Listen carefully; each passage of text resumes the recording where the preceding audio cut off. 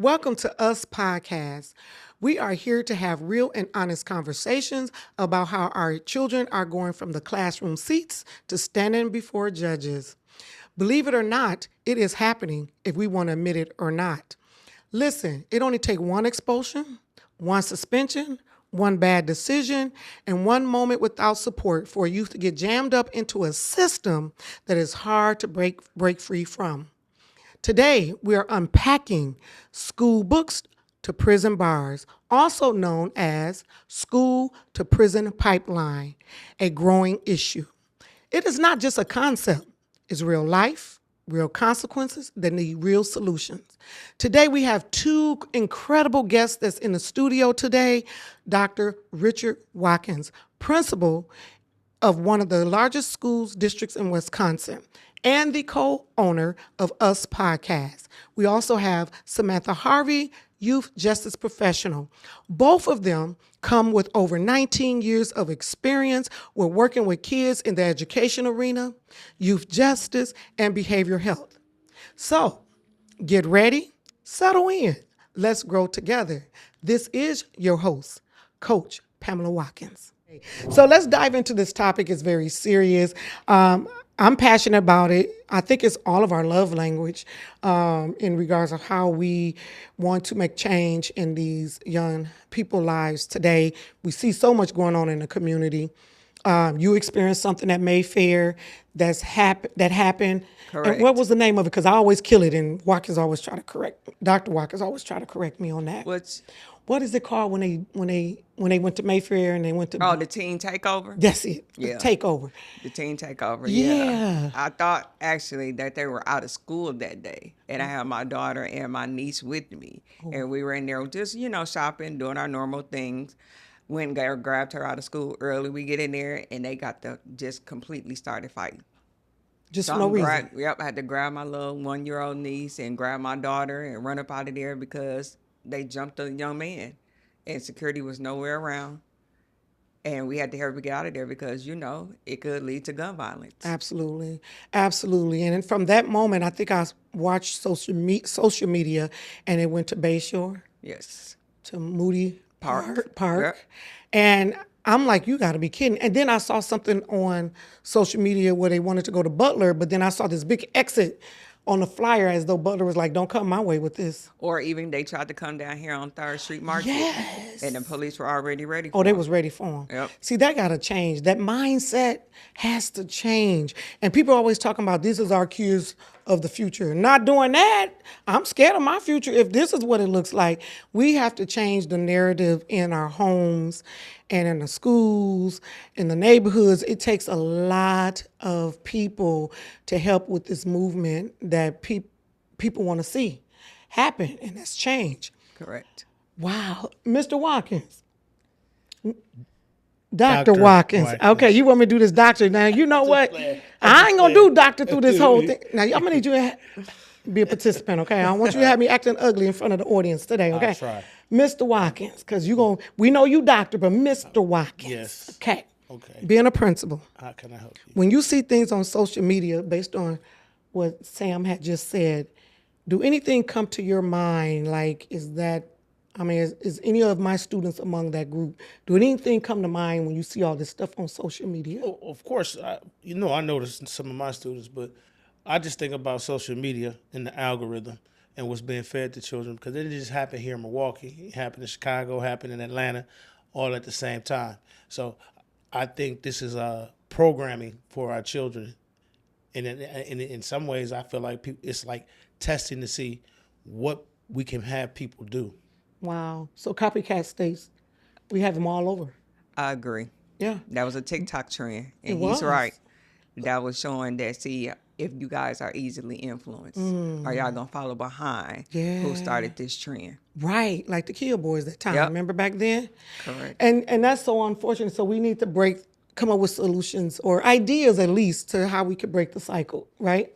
So I have some questions that came across my desk around this topic, and I want to be respectful for those individuals that submitted something to my email, and I want to ask their questions in this setting. So I will start with you, Mr. Dr. Watkins, because it talks to the school setting, the educational arena, and what's happening. And you do it every day. Matter of fact, how many years have you been in the education system? I've been in education now for 28 years. 28 years. That's good. That's yeah, and that's a long good. time. That's good. That's a long time. A long time. So you have seen systems, broken systems. You have seen some changes. You have seen the politicians of things, if I'm saying that right. So you have seen a lot over those years. Yeah, in the 28 years I've been on the north side, I've been with children who look like us, and I just say challenging environments. Yeah. But you can still have some success or success. I don't want to say some success with students. And we want to talk about that today as well. Okay, so one of my guests presented a question, and they said, what are some of the early signs that a student may display of being at risk? It depends on what setting you're in. If you're like in the elementary setting, a lot of times it's just being defiant and not just being able to listen. And then, and especially with boys, right? But, and I've seen it as young as kindergarten, first grade, where you start to see behaviors. Yeah. And so when you said first grade, that's That's very young. that's disturbing too. Yeah. Because see, we have grandchildren. There is no way I want to see my grandkids do whatever you have experienced these young babies doing at a certain age. comes down But to don't it start parenting. from the home? It does. It definitely starts from the home. So, but if you don't give a child structure, right, then they won't know. So I'll use our grandbaby, Mila. She stayed with us for the first 2 years, and if you remember, when she was little, I always said, "Don't move anything." As far as pictures or as far as anything that's just sitting around, she has to learn not to touch anything. If I don't remember, and I would go or something to that effect. Yeah. But again, it's just teaching them to respect things that do not belong to them. Wow. I'm glad you said that because I wanted my house to be kid friendly. And he didn't want me to make them changes because I was thinking she's a baby. We were going to teach her in time. I so agree. I thought. And then that's how my auntie was, just like Dr. Watkins would say, no, you don't need to move that. They need to learn not to touch that. Wow. Yeah. And it's night and day because at her mom's house, she touched everything, right? She touched everything. But at our house, because you did that, she knows what to do and what not to do. Correct. Okay. So it starts in the home. So I remember one time going into a school, elementary school, and I saw this little baby just cussing and having a fit. He had to be K5. Cussing, and I was talking to a safety at one of the schools, and I'm looking like, oh no. You know, I wish my grandkids would. I would twist them lips up if I ever catch you cursing in a school. And I said, well, maybe the baby do that at home. Because you know when they're that little, the parents be like, oh, it's all right, be quiet, or they're cussing at their own kids. So the Correct. kid's gonna mirror what you do and what you say to them. Do you find that being a fact sometimes? Of course. Again, Because you worked in elementary too, right? yes. So you talk to a child, but if you want them to conduct themselves a certain way, you have to conduct yourself a certain way. Wow, that's Right. deep. Yeah. And if all you do, and again, remember their vocabulary is developing at a young age, and if all you're feeding them is negative, Yeah. that's what's going to be normal for them. They're gonna normalize it, Yes. and then that's when we see it. Yep. Well, we see it, and they're coming into, the system, or, we having a meeting, and the mother is tearing the kid down, and the kid is, taking it in, and then you seeing them shutting down and everything like that. But then they go out and they go and tear somebody else down.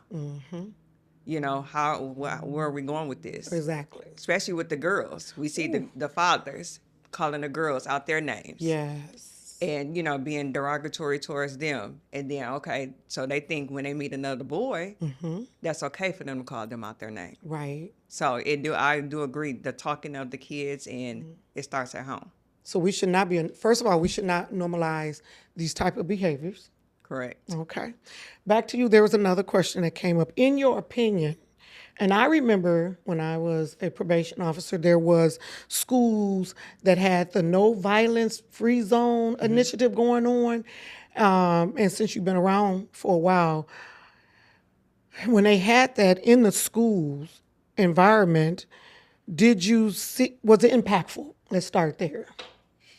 You may have some success with some things that initiatives that's being put forth to help curb certain behaviors and things of that nature. So yes, the violence free zone, it works to a point, but again, I've seen over the years, the names may change, but the aim is still kind of the same. So it just depends on if are my adults, I don't want to say my adults, are adults in general doing it with fidelity, and actually holding the kids accountable and working with it, or are they being passive? But you got to have the adults to believe in it, Right. and really make a difference with the children and be consistent. Right. So with that being said, how important does the teacher student relationship, how important is that when we're talking about impacting kids? Because right now we see so much of a disconnect. I'm not sure if any kids are close to teachers nowadays like they were when we were growing up. We had a favorite teacher, favorite coach, and we Right. can go to them about anything that's going on before we even reach our house. Do you still see that Of course, today? relationship. Everything is about relationships, and I don't even want to just put it on the teacher. But yes, the teacher is very, very vital. But it could be anybody. It could be a safety. It could In the schools. in the school. In the school, it could be the janitor. It could it could be an administrator. It could be a para. Um, Again, that's where the village comes in. But yes, of course. And I mean, even somebody who would consider to be the most horrible child, there's somebody in that building that they're going to respect. It's something that that adult said or did with that child, that that child will give that adult the ultimate respect. Okay, well, since we're talking about classroom books, school books to prison bars, in the school, in the classroom, because I hear what you're saying. I know that's a fact. I've seen it. But in the classroom where education has to take place, and you have more kids hanging outside of the classroom or outside the building than they are in the classroom. So when they come into the justice system, they cannot even read right. That relationship, would you say that the relationship with that teacher in any subject area is very vital and important, so that kid can stay and feel a part of learning and depositing into their future? Wouldn't that be important? You Or lost me on that question. so the question is still talking about student to teacher relationship building. It has to be important as well, because when you were a teacher, you had a relationship with your students. I had a relationship with all my students, Okay, whether so good or bad. good or bad, right? Good or bad. Now, do you see that as much now? Because I see more kids hanging out in the community than going to school. Well, those are the older children. So again, it So depends high on- schoolers, you High talking? school is a little different because, Okay. of course, you had a freedom and you're moving about. Let's talk about it them. depends on Yeah. whether you do block scheduling or hour classes. But like in elementary, middle school, they're more apt to be with a teacher, Yeah. right, versus multiple teachers. And just depending on if it's a K-8, School. middle school, a traditional middle school, and then, as I said, high school. So about the time they get to high school, you're switching classes and you going to this class, you're going to that class, and it's harder to build relationships with children. Especially again, and it depends on who that teacher is, and it doesn't necessarily have to be a black teacher. No. Again, or is somebody? Do they have a passion for teaching? Do they have a passion for reaching a person? But by the time they get to high school, though, they kind of decided if they haven't had the guidance that's needed, a lot of them they're kind of set in their ways, and so with the school stuff that you're hearing, they've kind of tuned out. Wow. Okay. Well, share with us a success story where intervention helped redirect a student's path, that you saw them going down a negative path, but some intervention helped redirect that. Don't give their names though, but you could talk about the situation. Yeah, I will be getting names. Don't I give got the a whole lot names, of whatever names you to do, give. and then tell me what made it so effective. And by the way, it could be something that you have done as well. So one of the biggest things that I did, and I just use middle school. You could tell. I'm back up as boys. I use boys, but girls as well. Boys, we're very kinesthetic, right? You can tell us something all day long. That will not sink in. For us as boys, we need to see it, feel it, touch it before we can really, okay, this is what you're talking about. And so one of the things that we do in school is like we tell kids you can go to college, right? Right. And then, or you could be this, you could be that, but we don't really go beyond you can go to college. Right. And so one of the things that I did as a teacher was I would do college tours, and you would know. So it would be a week-long college tour where we'll do 2 or 3 different colleges a day in different states. We go from here to Indiana to Kentucky, Tennessee, then Mississippi, but taking kids on those college tours and actually showing them what school looks like, and then having them talk to kids who look just like them, because at this point I'm an old man and I don't know what I'm talking about, right? And so you get them to a different school somewhere, and the students at the school will come up to the kids and be like, man, this is powerful. Y'all don't understand how good y'all have it. And then to see kids really get interested in the college, because again, we was just telling them.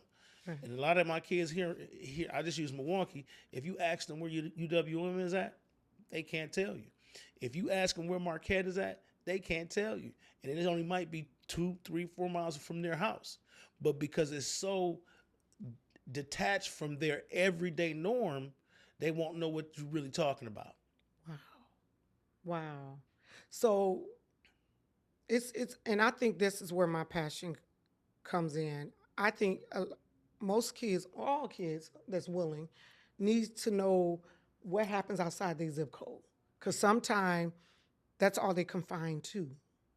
And so I think they need to be exposed to more opportunities and more things, so they can see, like, hey, one day I might remember what Mr. Watkins had poured into me, and I might want to go to Jackson State, like you were saying, Georgia and Tennessee and all those, and become something because you exposed me to this college tour.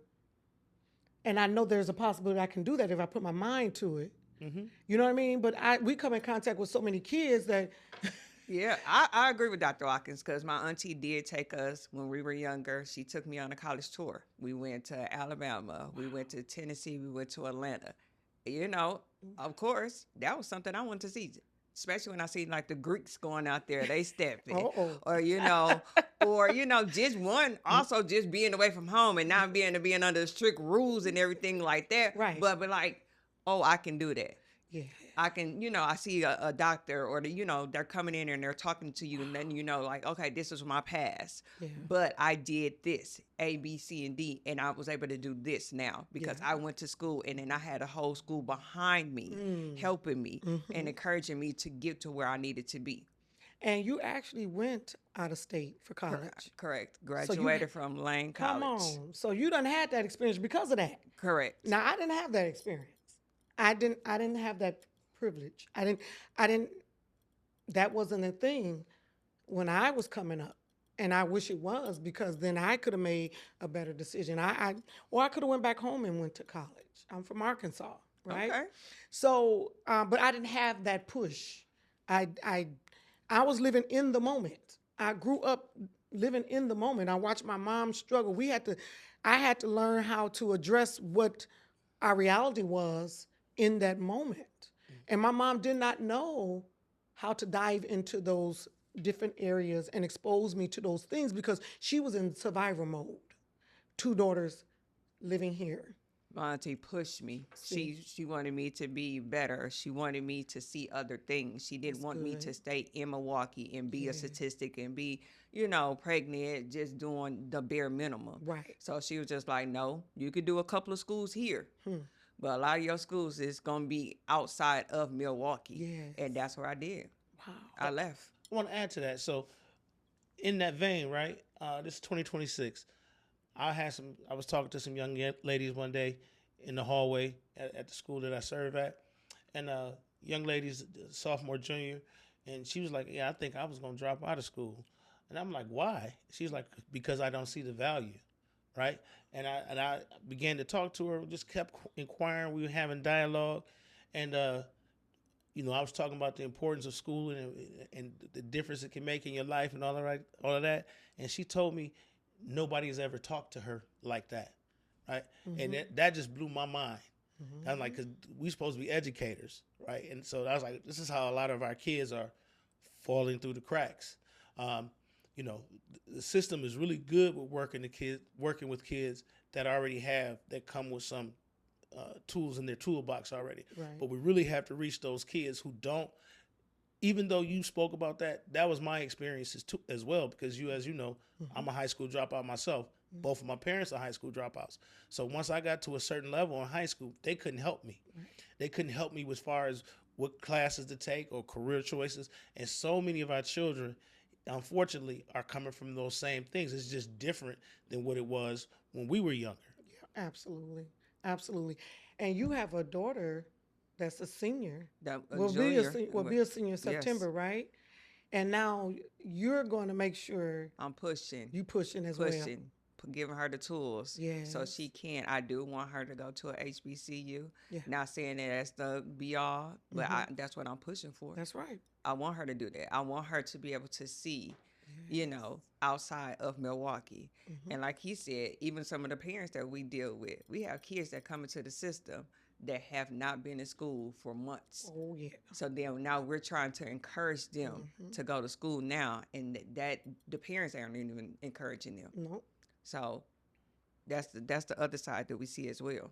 So it doesn't matter what individual, it doesn't matter who in your family that's pouring into you to explore other opportunities to help guide you down a better path. Take advantage and listen to them as well. Because you had an aunt, then you explored and figured out things.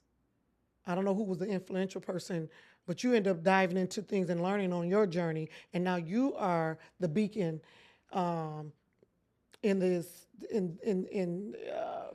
education system as well, because you had students that's doctors or want to be a doctor or something like that. I have a couple engineers, media teams have their own business, and they're doing. Shout out to Voss Vision. Yeah. He doing that early, y'all. He's doing it early. He didn't give me time to do the shout out. See how he do? But that's my student. I understand that's Not your student. Oh, see, you have a lot of students that you have impacted, and they are doing great things. So I've seen you personally pour into to where you were depleted, but yet and still, you wake up the next day, starting it all over again. How do you replenish yourself when you are already staying at the school maybe to 5 and 7 at night dealing with things, and you got to go back into the school building again and pour into the next kid? How do you replenish yourself, recharge yourself, to do it again? You want the real answer? No, I don't. That's okay. Okay. Let me go on. Since you asked me, okay. I don't know if I'm ready for that. So one, right, really, real, because you've been there along this journey with me. Yes. One of the things is I always wanted to be a drum major for students to provide in them. I wanted to be able to give them what I was missing, to why you need to do this, right? I believe that I truly believe that was my calling, because I don't think I'm the best educator out there. I've seen some people who have better oratory skills or whatnot than I have, but none of them want them to be more successful than I did. And I talked about that, and I challenged kids constantly, right? And so when you ask what did it for me, is I was one of those kids who was frustrated, and as you saw, I keep on my desk my last report card before I dropped out of school, and that's something that I show kids. I'm like, look, a 1.5. That was me. I was you. Frustrated. I wasn't stupid, but I just wasn't interested, or you as the teacher or the person wasn't making the connection. Right. And if you could really have helped me along, I probably would be farther along than what I am, although I'm thankful. Then, of course, what helps me recharge and redo this one is my faith. I try to allow the Lord to lead me. But then, as you know, I picked up a different habit, right? I started, when I first became a principal, I can remember coming home one day and you said something to me and I blew up on you. And And it was so you didn't even say nothing back. I was like, my God, I went off on a black woman. And she didn't say a word. Y'all hear that? I didn't say a word. I didn't clap. He here to tell about it. Right. He living. Yeah, He living living. to tell about that it. part. So it took me 2 or 3 days, and I had to say, baby, I'm sorry. Right. And I said, I told you it wasn't me. I mean, it wasn't you. It was the day. And it was one of them really, really stressful days. Right. And so I started smoking cigars. Yeah, you love your And cigars. so for me, some people might be the gym. You could be reading the book. It could be good. I like to smoke a cigar and have me a little sip of bourbon. But yeah, anyways. A little sip of bourbon. Did he look at the audience Look like, at the audience like, y'all know what I'm talking you know about? what I'm talking Well, about. some Just adult to out there in the audience might know what he's talking about. And so everybody knows it. Everybody Yeah. knows it. You My said staff that- knows it. My students know it. Yeah, they do buy you Everybody that for knows. your Christmas gift, yes. too. I'm like, Everybody oh, knows. I don't hide it, you know. So it is. That's what you so, go. but That's your yeah. go-to. And people ask me, why do you come back and do this day in and day out? It's because I care. I want to see you succeed. I'm good in life already. If I don't live another day, I have been blessed. But if I can help somebody else to become successful, I've done my job. So I'm gonna move to Sam in a minute, but I want to ask you this one question, and I don't know. I'm gonna ask you this anyway. I don't know if you're gonna answer this Okay. question. You're 28 years in. Just heard what you just said. You can retire. Yeah. Yes. Right. Yes. My question to you, because I know how you like to be impactful, can you really retire? I mean, do you really want to retire right now, or do you think it's still more to give? I think it's more to give. Okay. And when we say retire, we talking about 28 years with one organization. Yeah, one, right. yeah. And so, but there's so many other ways that you can still continue to serve. Mm-hmm. There's so many other ways that you still can make an impact on children's lives. And if it's not directly with children, it's with adults. Mm-hmm. Again, because all adults, again, like I said, I am Dr. Watkins now, right? Yeah. But prior to that, again, I dealt with other people. Everybody, just because they have a title, don't mean they know how to do it. Come on. with the children. Absolutely. Let's clock that one. Absolutely. Right. And so, some people are too uptight. They too smart. I'm humble enough. Students can go off on me. All right. And tomorrow we good. It ain't no problem. Or I'm going to be sarcastic in some kind of way. Right. But again, we're going to build a relationship. But again, it's letting them know that, hey, we all have bad days. I understand.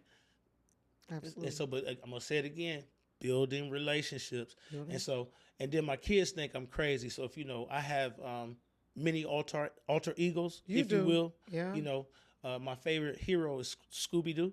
Oh. So when I was at when I was at the elementary school, I dressed up as a big Scooby-Doo. Yeah, we got right? pictures on social Yeah, media. we've seen it on social media. There we go. And so my kids love it, right? And so it's just, some people be like, oh, that is beneath me. And man, we talking about reaching children. Yes. Right? And if it's gonna brighten up their day, why not? If I'm gonna humiliate myself, it's for the greater good, so a kid can be happy about going to school, doing what they need to. I think I'm gonna put a couple of your pictures on this podcast. When you was looking, you had a wig on, looking like Jerome Otis from Martin, right? Yes. And I said, yes. I know he didn't go order a wig from Sheen and took it to that school and wore it that day.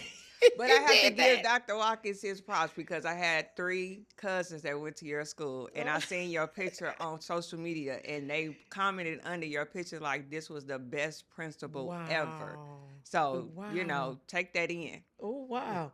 Yeah, he practiced at home, and I'd be like, "You better not go out that house doing that. You need to stop that." And he does it anyway.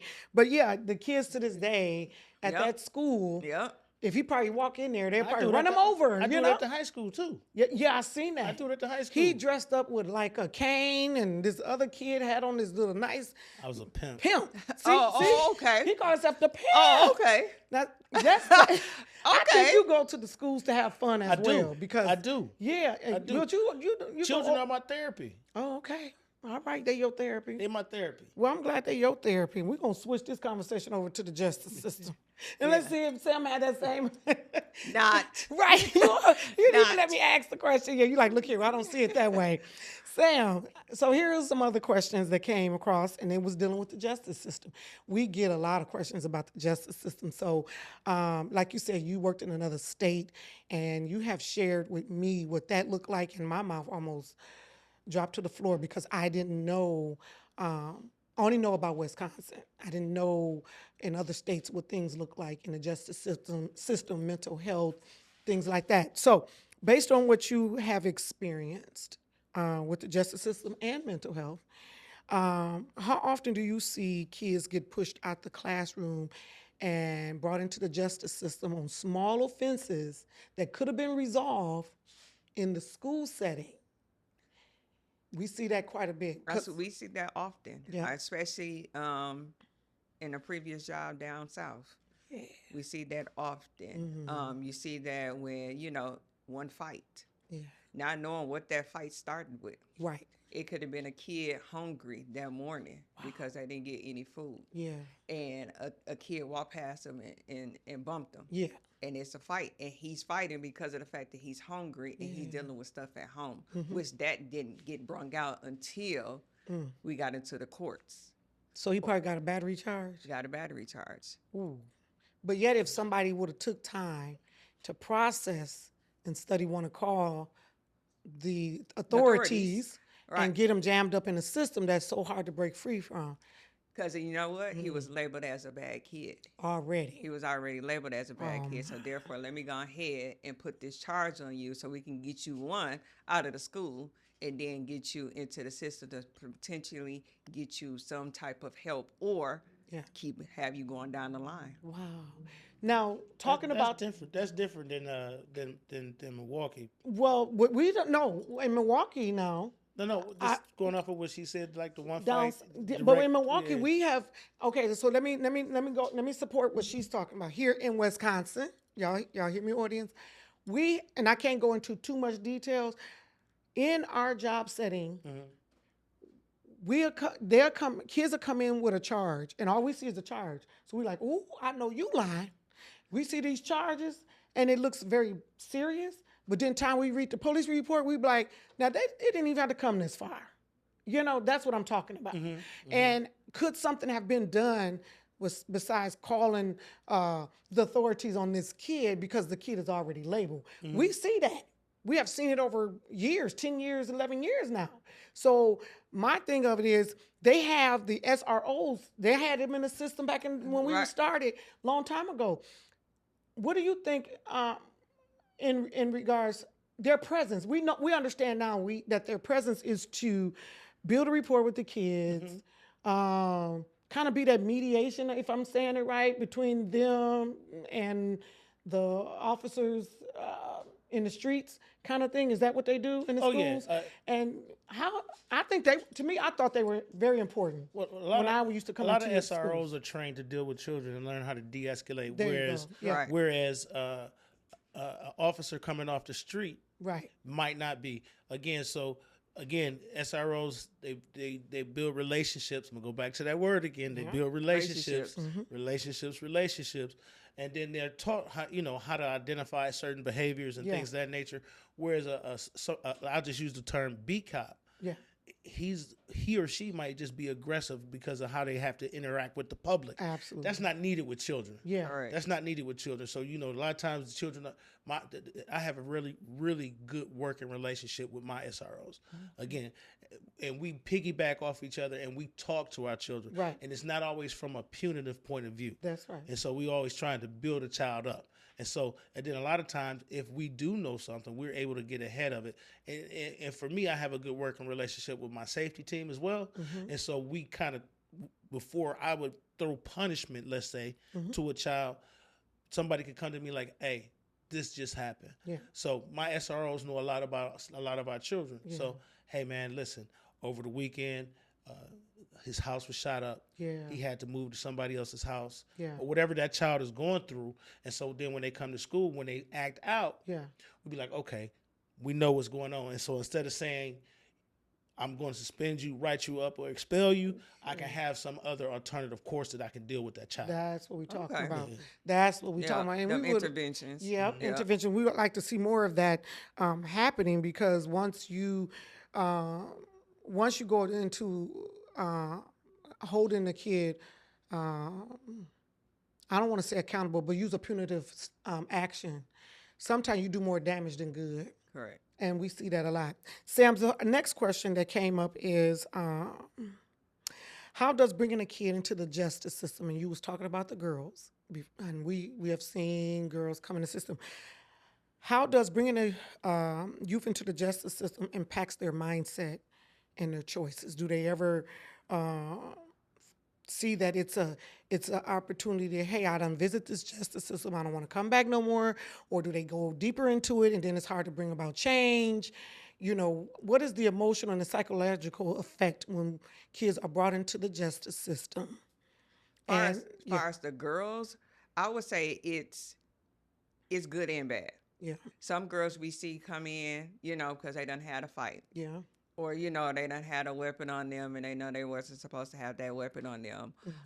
Some come in and be like, you know what, I'm done. I learned my lesson. right, I don't want to see y'all again because one, we're in their business, as they say. yes, We're yep, going up to the schools. yep, We're checking their report cards. We're going into the house and we asking mom, like, hey, did they do what they supposed to do today? Or mom will call us and be like, hey, she ain't came home. So now we got to have that conversation with them. right, Some of the kids, some of the girls that we do see, they continue to keep going down that road, because it's other things that's happening in home or in the community that's affecting their decision making. So it's absolutely, not just them coming inside the justice system, it's other things. yeah, So I feel like if we have those girls or, those young men that have that support system, not just at home, right, at school, like Dr. Watkins was saying, or, some type of community person that's helping them, I feel like they potentially could just go ahead and say, okay, I made a mistake. I'm done with the justice system. I'm going to keep it and I'm going to move on with my life. So, is it safe to say also, based on your experience, that when kids come into the justice system, they'll also get taught new negative behaviors, and then they want to mirror those behaviors. Got to get my tongue together. Mirror the behaviors, and then, like you said, then they start going down further into the system because you got other folks that they come in contact with that's more influential than their support system, like in the home or in the school or in the community. I've seen that too over time. Like you didn't have to be in the system that long. You only came in here one time for fight and safety. We see that a lot. Yeah, we They do. come in that small little thing. You don't have to fight with the safety. Now you stop that, and we do all this planning and mediation and restoring them back into the home. But while they were sitting in detention or wherever they sitting at, Right. they're getting groomed to do something way more serious Yes. than when they first came into the system. Do you see that often? We see that a lot, especially when I used to be working in the residential treatment center down there in Memphis, Tennessee. You see those kids that are easily influenced or want to be involved with a group of kids, or they could have been labeled like the lonely kids or the weird kids, and now they see they getting being a part of another group. Yeah. Even though it's a negative, let me go ahead and do what they say so I can belong in a group. There you go. That's it. Now, either one of y'all could answer this one. What does accountability look like? That would allow them room to grow and to be restored. Because oftentimes we see that when kids get jammed up, people don't want to give them grace.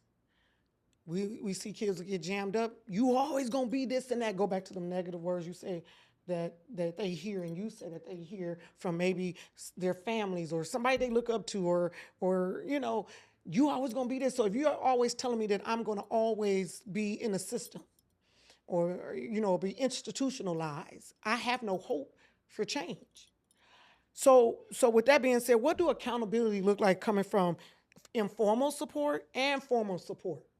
So professionals and then non-professional stands. I would say from the professional side, just being able to, one, hold them accountable. Yeah. And that can go from just going in there and saying, hey, I need you to do A, B, C, and D. Yeah. So when I come back and see you next week, or I come back and talk to you again, I want to see if you not even accomplished, but at least started what I asked you to do. That's right. That's And then also, at home, being accountable. The parents holding them accountable. Okay, he came in late. Don't call one of, a worker or call somebody else and say, oh, well, he ain't come in late. I mean, he came in late. right. You still the parent. So you still need to be telling them, hey, You came in late, so I'm going to hold you accountable. Okay, I'm going to take that phone. Right. Or, you know what, you can't go hang out with A, B, and C. That's where I feel like it come in at. You can't take those phones no more. You take I them was getting ready to say phones. that. They, Yeah, I might think jump that's on- when another they- charge they come might- in. They might jump on that parent. Yeah, that's when the other take charge the come phone. But in. here's my thing. You bought the phone and you paying the bill and you going to tell me you You can't ain't got to take it take from your it. kid? Shut that service off. That's what I would do. Suspend that line. Yeah, all of that. That don't mean nothing. So what happens? What do they do? Go get a burner? Just jump online. Oh, they can jump online in the phone and still have access to certain things. You still have You know I'm Wi-Fi. so You out got there. They still Wi-Fi got card? Wi-Fi. They'll get it You at still school. Wi-Fi Yeah. card? Goodness. Yeah. So when we talking about accountability and what do that look like, what come to mind for you? I don't see a lot of accountability. That's sad. I think the bar is so low Okay. is one of the reasons why our children act the way they do, right? Because when you say accountable for what? Education. Because a kid can matriculate all the way through school and can't read and write. Well, we seen that. But the kid will tell you the famous words is, "But I passed." Oh, But I passed. so that's right? the new language. No, that's been around for quite some But I time. passed. It's Serious? That's been quite a Production again, says, "Yep." and the reason why he's saying that because he can remember me fussing at people about their grades or whatever, but I passed.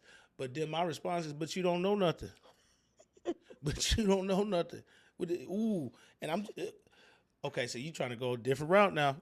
I'm gonna let you have it. This is a free space. We just having dialogue. So I'm 'cause I just saying want you to real education. talk. I'm serious. I wanna Ever since hear it. again, they can pat the way the school system is set up.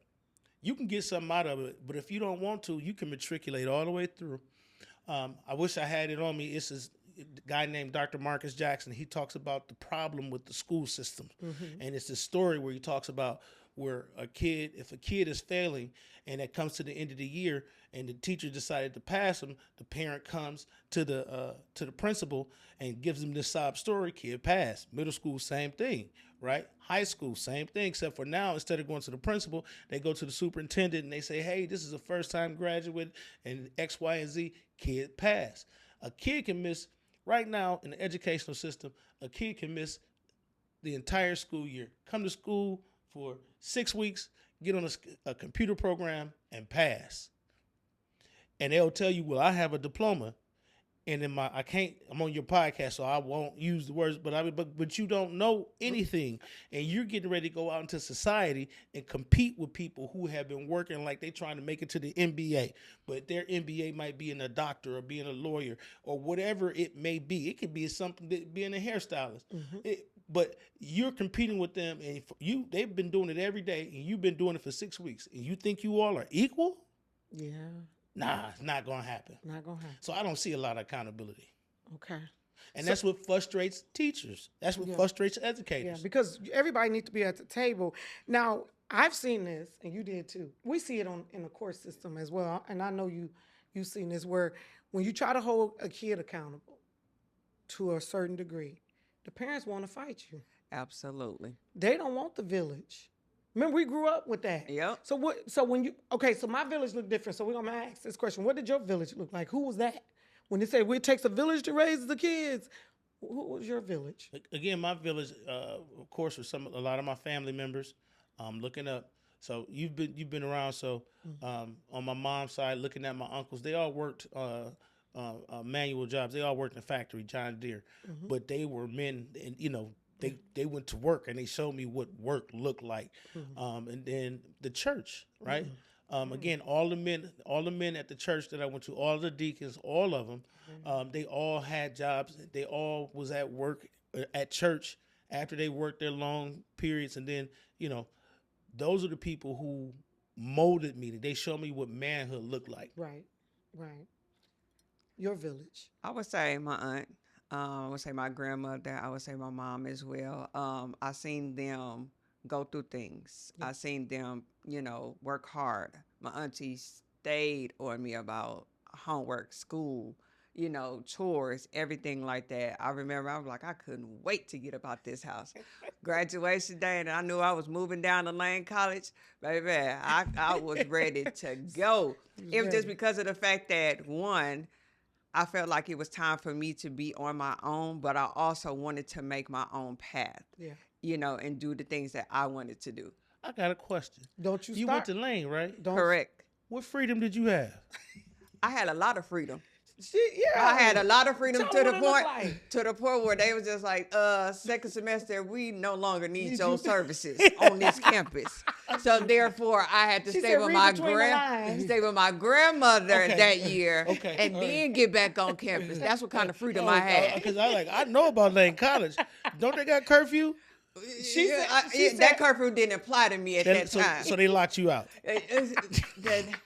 I plead the fifth There you go, Sam. You know what to say. Y'all had to go to church every week too, right? every Wednesday. No, you know what? What's your church affiliation now? Bedside Baptist. This is what we say at work. She said, I said, Sam, we going to church. She always get on me. Tuesday, you going to church? I said, I am. She said, make sure you live there. She said, stay there. As a matter of fact, spend the night at your church. I said, well, what's your church? Bedside Baptist. I said, what's your pastor name? Reverend Pillow See? and Deacon Covers. Deacon Peeking covers. She is crazy. But look, my village was the neighborhood. My mama, the owner of the corner store. Can you imagine? Like, how you gonna tell what I was doing outside on the block? And all the neighbors, they'll get you before your parents got you, and you better not disrespect them. And then, so I came with a lot of people in my village, and we looked up to them. We protect them. We did their grass. We did a lot of things because, we had respect for them as well. And they made a big difference in my life. Even when I made an error or a major mistake in my life, they didn't kick me while I was down. They picked me up, and like you said, they showed me life. And so nowadays, you will want to show kids what that look like, but the parents won't allow it because they'll tell you, you don't talk to my kid that way, and will curse you out. I'm gonna go back to the piece when you talked about the village. So even here, a lot of my family from Tennessee used to live in Milwaukee. I didn't spend the night over nobody's house unless it was my auntie house. Correct. Me either. We did not do that. Right, and so a lot of my cousins and a lot of us, we all grew up together as if we were like brothers and sisters. Yeah. Right. So that's different today. A lot of times, family could live 2 blocks from each other, and they don't mess with each other whatsoever. They treat cousins like it was distant. Again, growing up in my times, we family. Yeah. We family. We Right.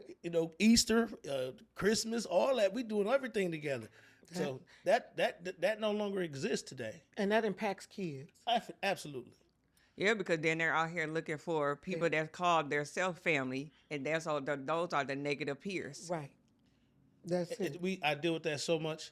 Oh, that's my brother. Well, Ooh, how's we that do your too. brother? Right. How's that your brother? Y'all ain't family. Ain't seen the mama or the daddy, and no bloodline going nowhere. I'm like, you know what? I did meet with your mama, and your name didn't come across as one of her children at At all. all. Well, see, they like family. Oh, Yep. okay. Then I know that language. So, y'all, I know especially in the school system and in the justice system, you all see that. We see that constantly. Yeah. Again, and that just tells you that right there is a problem right there. It tells you that the children are looking for acceptance. They are looking for somebody that they can identify with. And it hurts my heart too, because they're vulnerable. They're like a Very. sponge. They absorb maybe positive things or negative things, and it hurts my heart because you always say this, and I hear you say this too. I see good potential way beyond all this negative stuff. And when we talk to the kids, like you always say, I had to talk to this young lady, and I told her she's beautiful, and she didn't think she was, or this young man, you got great things in store. And they don't, to me, I think they hear us in that moment, but when they go back out, they don't hear that voice anymore because the negative things drown out what we have poured into them. But I did, when I was doing the work in the community, I used to cry because I was pouring and pouring. And you know this, pouring into these kids, and they act like they wasn't getting it. And I'm like, I love them, and I'm pouring. And I just started crying, and a therapist told me to stop that crying. And I said, why? Because, I'm passionate about this. She said, you may think they're not hearing you at the moment, but they'll never forget the words that you say. Absolutely. And that helped me heal to still do the work. Well, Because I was beating myself up. me and you have talked about this because I know a lot of times you help those who you can, right? Yeah. And you know, you pour, and if they don't receive it, okay, I have 300 other ones that might need it, right? And so you got, and that's you have to do that. Yeah, you're right. Like, don't spend too much time on that one when you can still. There's more to say. No, I'm not gonna say impact. I'm not gonna say that because it To depends on impact. how you look at that person. But you know, you can pour, but it might not always happen. So one thing that comes to my mind is just as an educator, right? They're with me 6 hours out the day, 7 hours out the day. But then the rest of that clock, they go, like you said, they go back into whatever it is that they're doing.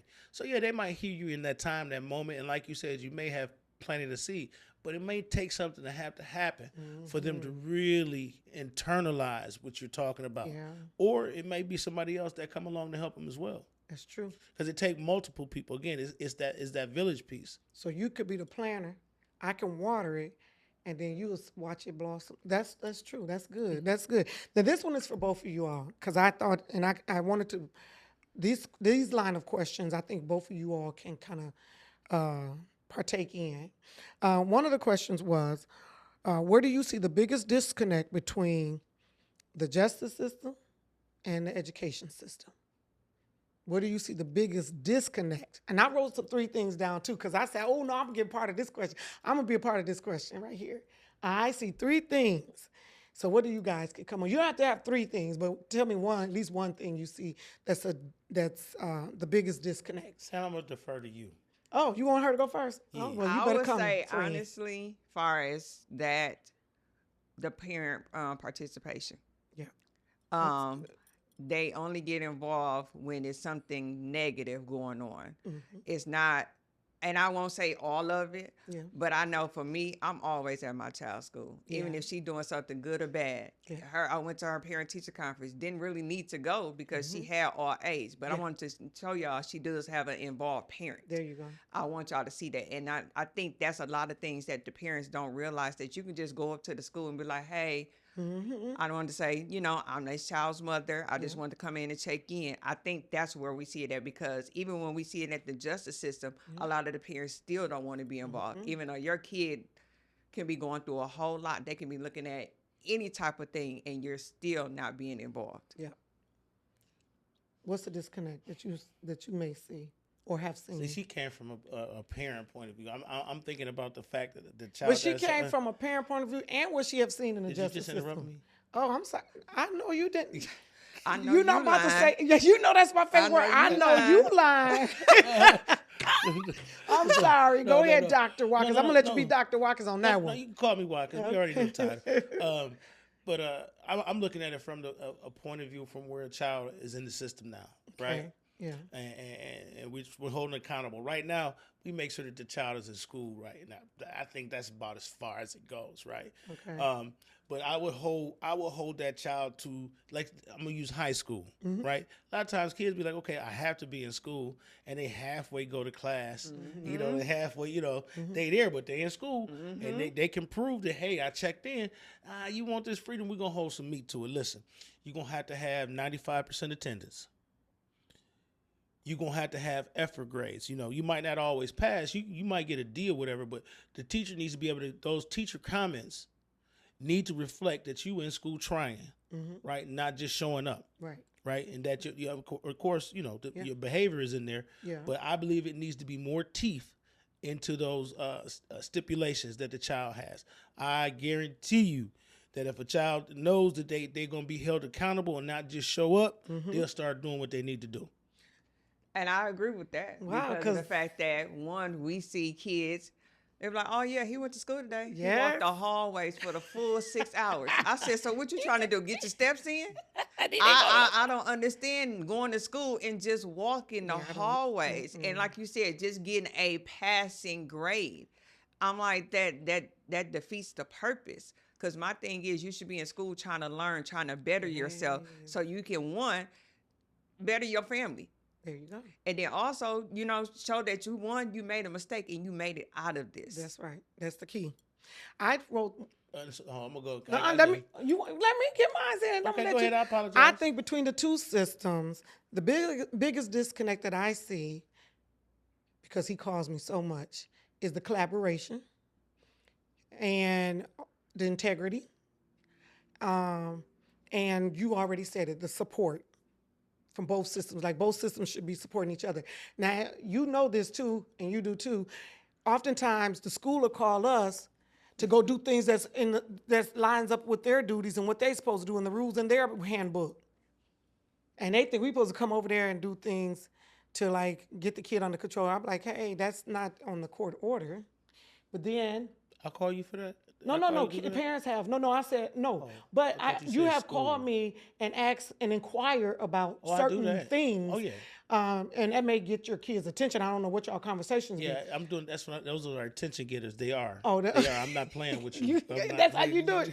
Okay. See, he do that. I said, oh, I don't even say, hey, how you doing or nothing. When he called me, I be like, what's the name? Because but like you said, but both systems working together to hold kids and parents accountable can probably minimize some of the things that we're seeing as far as kids going from those classroom seats to going before judges. And right now, they're acting like they're not fearful of going before judges, like it's a thing, And that hurts me too, because it's like, I wish I would be feeling comfortable going before a judge. I want to sit in the classroom. I'll take classroom for 500.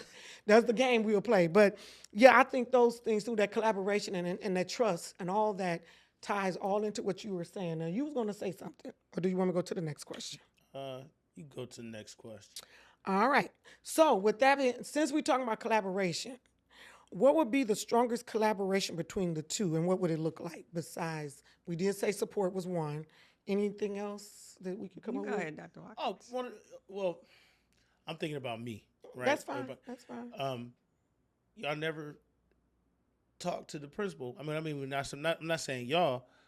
I'm talking about the courts, the judges, the systems. Right. Because a lot of the kids that I deal with them hands-on. Okay. I want to talk to you. I don't put it off on nobody else. Or it might be one of my administrators. But have us come on in there. Okay, this is what we're saying.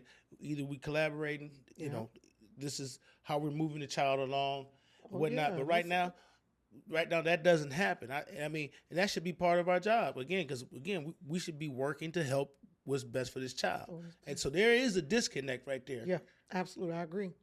And then another thing, I used to see, when I used to come up to school safety, you'd be like, let me tell you about him. And I said, first of all, are we talking about supporting the kid, or are you doing surveillance on the kid? Because I'm not here to do surveillance. I'm here to talk about support. And I have met with some of the assistant principals, and I know you guys are very, very busy when you have these big schools, and I have met with some of the principals, but they had already escalated to become a problem.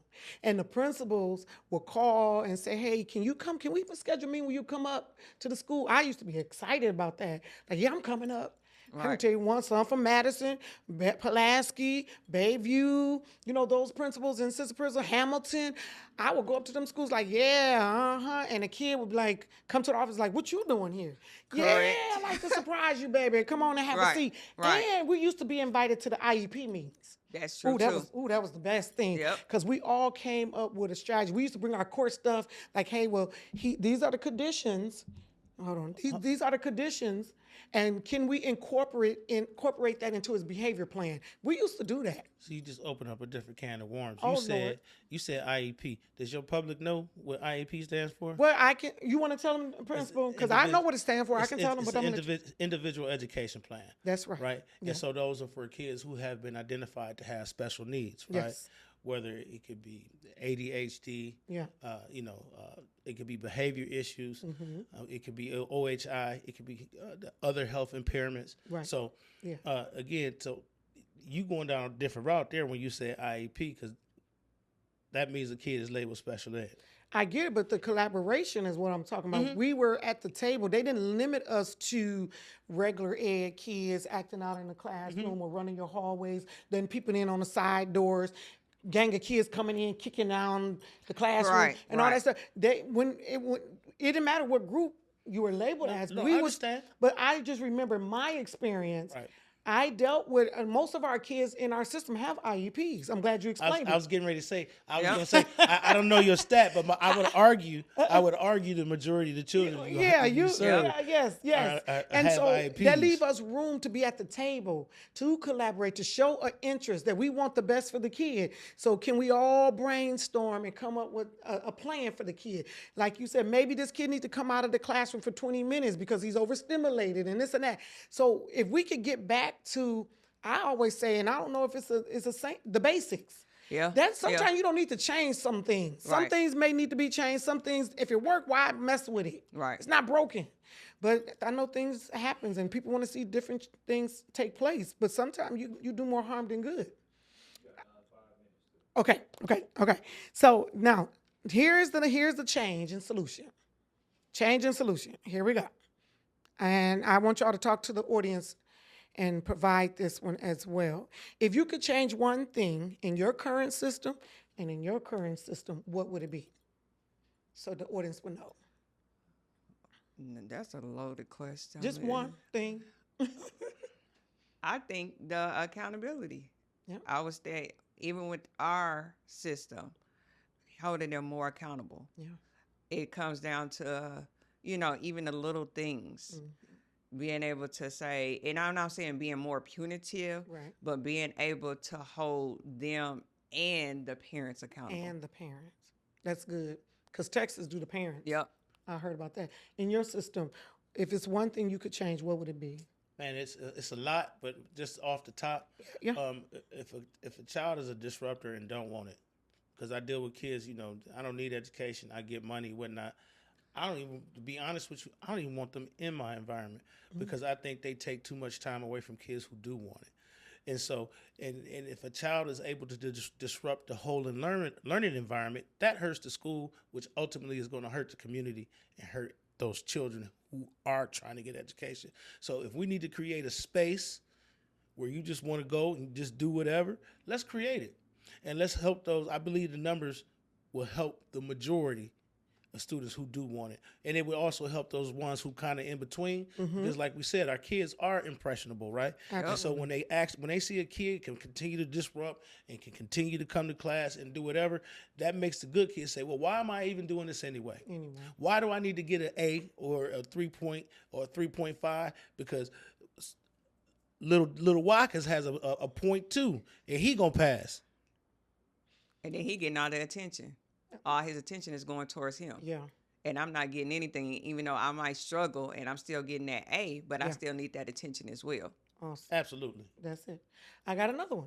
I got two more, then we done. I got two more. What is one of the misconceptions about at-risk kids that needs to be corrected?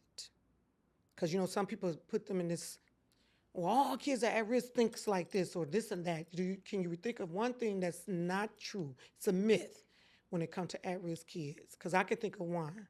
When they say their future don't. I was about to We're say going that. to I say was it. about to say they don't have a future. There you They go. have nothing to look forward to. That's They it. have they gonna continue to go down this road. Yeah. They're gonna end up in prison. Yeah. Yeah. You speaking that over that kid. You speaking And that's that. what about you, Mr. I White? am an at-risk kid. You Remember I dropped out 10th grade, 17 years old. I was bad in school. I was, ooh.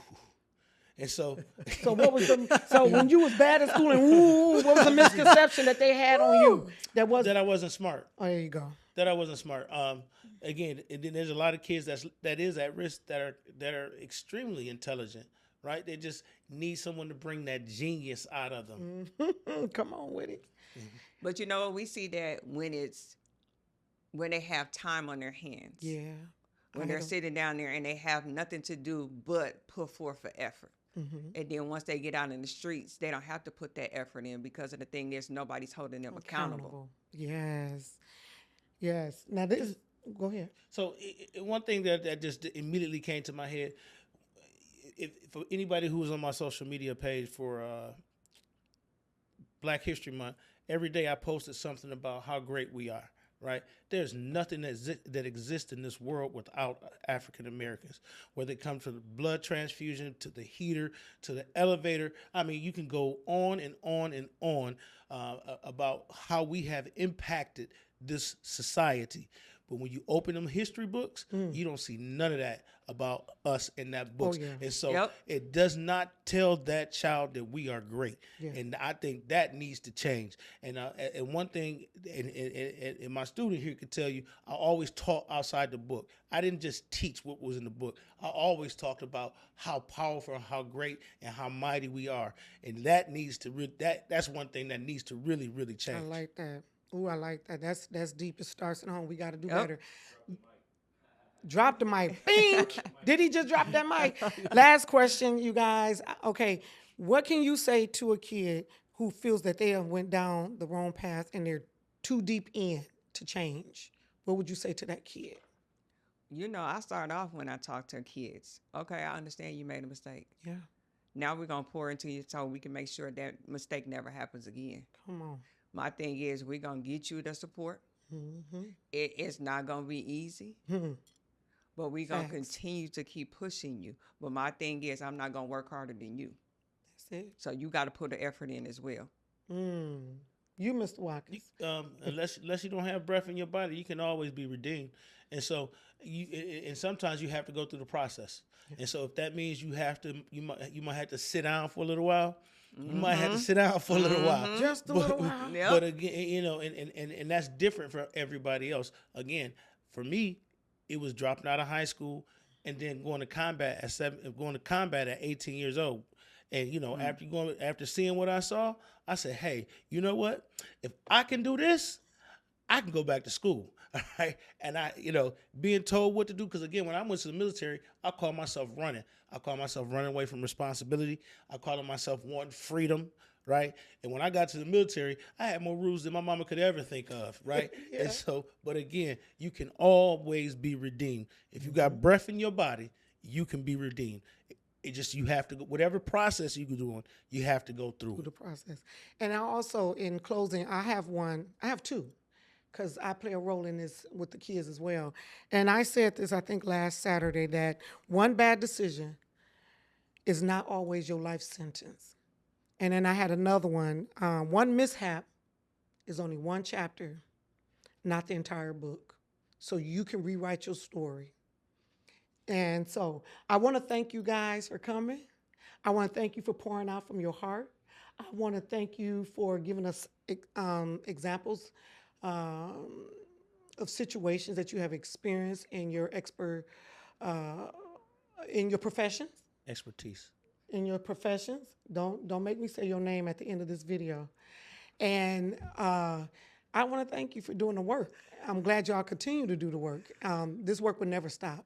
And I hope that the audience really grabbed what we were saying. So the purpose of it is educating them and informing them how kids are coming from their classroom seats to prison bars, and how we can offset that, and how we recognize the mishaps in that, and how we can try to bring about a solution.